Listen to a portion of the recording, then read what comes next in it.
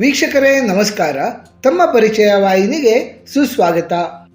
ಮಾಣಿಕ್ಯ ವೀಣಾ ಮುಫಲಾಲಯಂತೀಂ ಮದಾಲಸಾಂ ಮಂಜುಳ ವಾಗ್ಮೀಲಾಸಾಂ ಮಾಹೇಂದ್ರ ನೀಲದ್ಯುತಿ ಕೋಮಲಾಂಗೀಂ ಮಾತಂಗ ಕನ್ಯಾಂ ಮನಸಾ ಸ್ಮರಾಮಿ. ಈ ಸಾಲುಗಳು ಕವಿರತ್ನ ಕಾಳಿದಾಸ ವಿರಚಿತ ಶ್ಯಾಮಲ ದಂಡಕಂ ಎಂಬ ಸ್ತೋತ್ರದ ಭಾಗವಾಗಿವೆ. ಈ ಸಾಲುಗಳಲ್ಲಿ ಮಾತಂಗಿ ಎಂಬ ದೇವಿಯ ರೂಪವನ್ನು ಅತ್ಯಂತ ಭಕ್ತಿಪೂರ್ವಕವಾಗಿ ವರ್ಣಿಸಲಾಗಿದೆ. ದೇವಿಯು ಮಾಣಿಕ್ಯಗಳಿಂದ ಅಲಂಕೃತವಾದ ವೀಣೆಯನ್ನು ಅತ್ಯಂತ ಪ್ರೀತಿಯಿಂದ ನುಡಿಸುತ್ತಲಿದ್ದಾರೆ.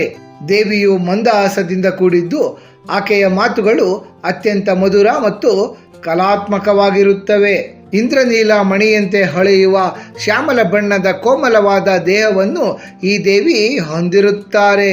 ಮಾತಂಗ ಮುನಿಯ ಪುತ್ರಿಯಾಗಿ ಅವತರಿಸಿದ ಈ ದೇವಿಯನ್ನು ನಾನು ಮನಸ್ಸಿನಲ್ಲಿ ಸದಾ ಸ್ಮರಿಸುತ್ತೇನೆ ಎಂಬುದೇ ಈ ಶ್ಲೋಕದ ತಾತ್ಪರ್ಯ.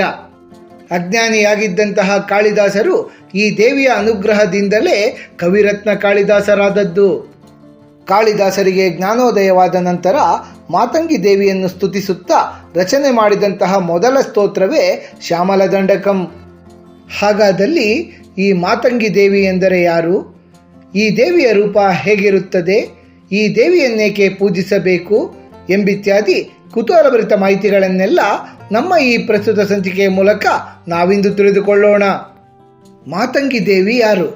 ನಮ್ಮ ಸನಾತನ ಹಿಂದೂ ಧರ್ಮದ ಶಕ್ತಿ ಆರಾಧನೆಯಲ್ಲಿ ದಶಮಹಾವಿದ್ಯೆಗಳಿಗೆ ಅತ್ಯಂತ ಮಹತ್ವದ ಸ್ಥಾನವಿದೆ. ಆದಿಶಕ್ತಿಯ 10 ಶಕ್ತಿಯುತವಾದ ರೂಪಗಳನ್ನೇ ದಶಮಹಾವಿದ್ಯೆ ಎನ್ನಲಾಗುತ್ತದೆ. ಈ 10 ರೂಪಗಳಲ್ಲಿ 9ನೆಯವರೇ ಮಾತಂಗಿ ದೇವಿ. ಸಕಲ ಕಲೆಗಳ, ವಾಕ್ಚಾತುರ್ಯದ, ಜ್ಞಾನದ, ಗುಪ್ತ ವಿದ್ಯೆಗಳ ಅಧಿದೇವತೆಯಾದ ಮಾತಂಗಿ ದೇವಿ ಸರಸ್ವತಿ ದೇವಿಯ ತಾಂತ್ರಿಕ ರೂಪ.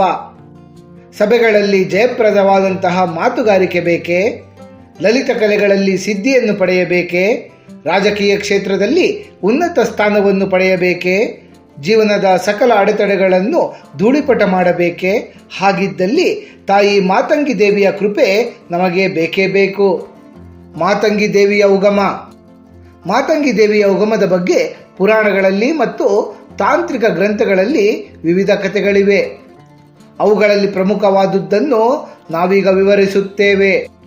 ಒಂದು ಪುರಾಣದ ಪ್ರಕಾರ ಶಿವಪರಮಾತ್ಮರು ಮತ್ತು ಪಾರ್ವತಿ ದೇವಿ ಒಮ್ಮೆ ಭೋಜನವನ್ನು ಮಾಡುತ್ತಿರುವಾಗ ಅವರ ತಟ್ಟೆಯಿಂದ ಕೆಲವು ಆಹಾರದ ತುಣುಕುಗಳು ಕೆಳಗೆ ಬೀಳುತ್ತವೆ.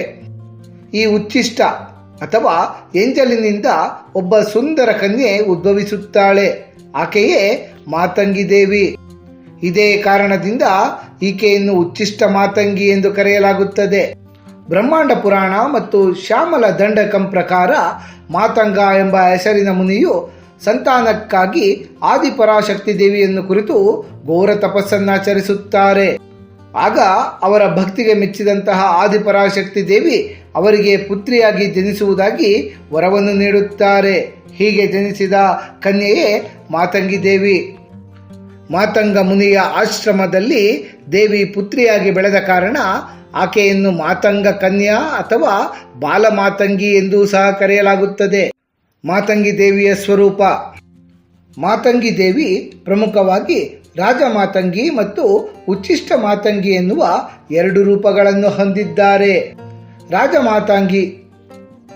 ರಾಜಮಾತಂಗಿ ರೂಪವು ದೇವಿಯ ಸೌಮ್ಯ ಮತ್ತು ರಾಜವೈಭವದ ರೂಪವಾಗಿದೆ.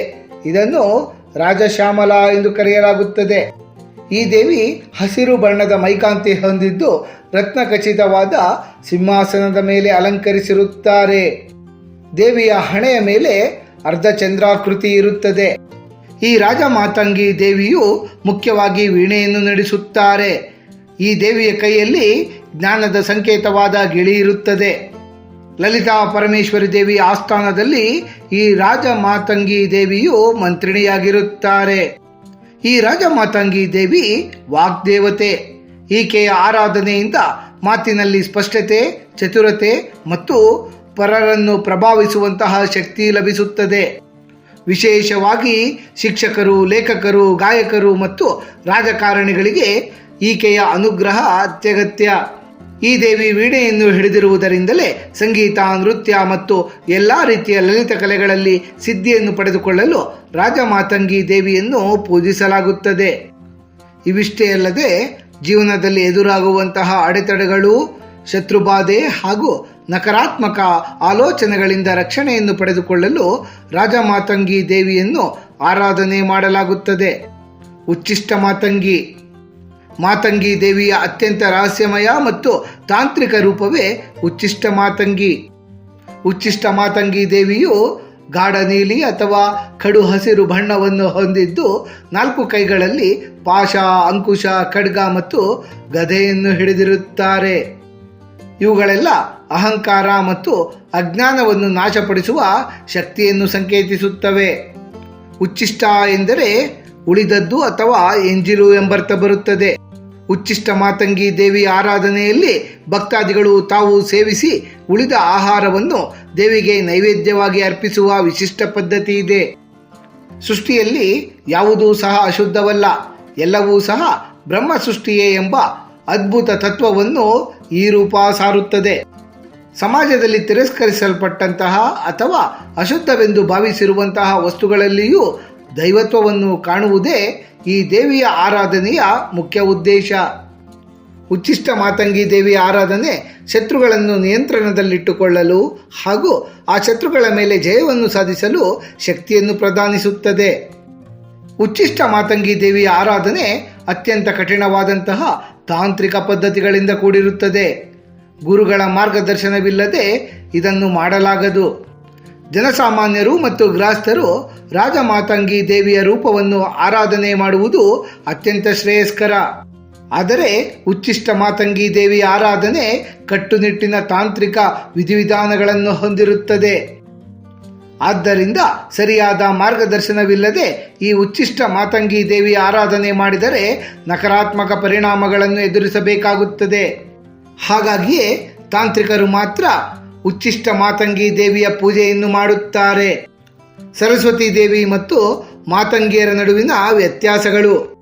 ಮಾತಂಗಿ ಮತ್ತು ಸರಸ್ವತಿ ದೇವಿ ಇಬ್ಬರೂ ಸಹ ಜ್ಞಾನ, ಕಲೆ ಮತ್ತು ವಾಕ್ಶಕ್ತಿಯ ದೇವತೆಗಳಾಗಿದ್ದರೂ ಅವರ ಸ್ವರೂಪ ಮತ್ತು ಆರಾಧನಾ ಪದ್ಧತಿಯಲ್ಲಿ ಗಮನಾರ್ಹ ವ್ಯತ್ಯಾಸಗಳಿವೆ.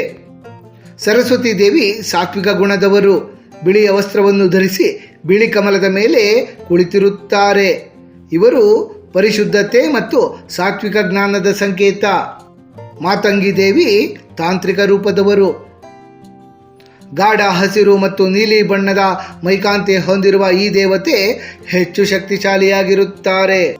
ಸರಸ್ವತಿ ದೇವಿ ಲೌಕಿಕ ವಿದ್ಯೆ, ವೇದಗಳು, ಶಾಸ್ತ್ರಗಳು ಮತ್ತು ಸಾಂಪ್ರದಾಯಿಕ ಶಿಕ್ಷಣದ ಅಧಿದೇವತೆ.